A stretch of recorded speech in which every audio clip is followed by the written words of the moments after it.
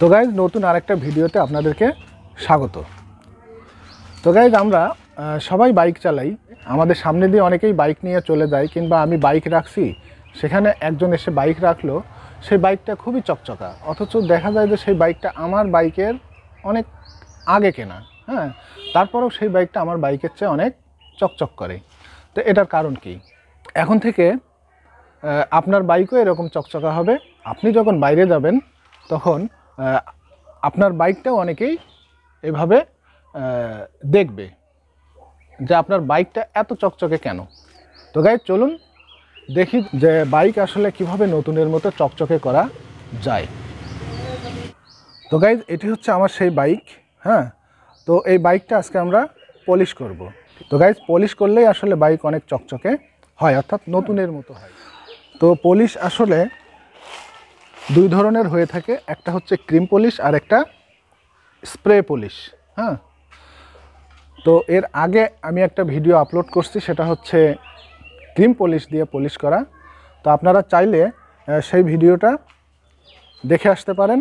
সেই ভিডিওটার লিংক আমি ডিসক্রিপশন বক্সে দিয়ে দিব, আপনারা সেখান থেকে সেই ভিডিওটা দেখে আসতে পারেন। তো গাইজ এটি হচ্ছে সেই স্প্রে পলিশ। এটি আপনারা বাজারে পার্সের দোকানে কিনতে পাবেন।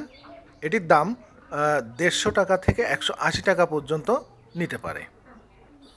আর পলিশ করার জন্য এরকম একটি ঝুট কাপড়ের প্রয়োজন হবে। তো চলুন আর দেরি না করে আমরা শুরু করি।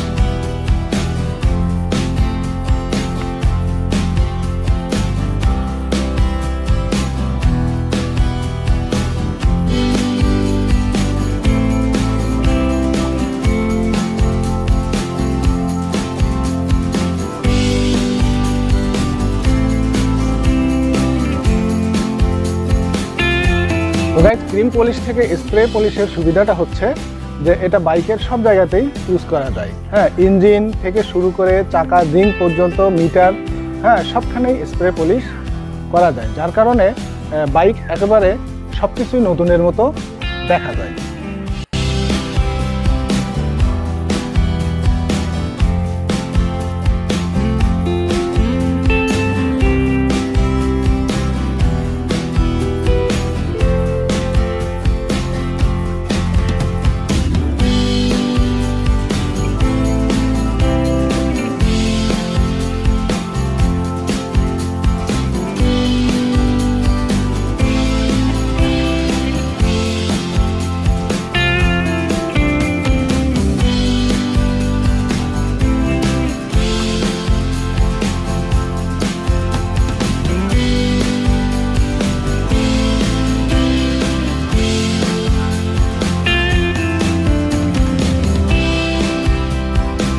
গাইজ ফাইনালি আমাদের পলিশ করা কমপ্লিট।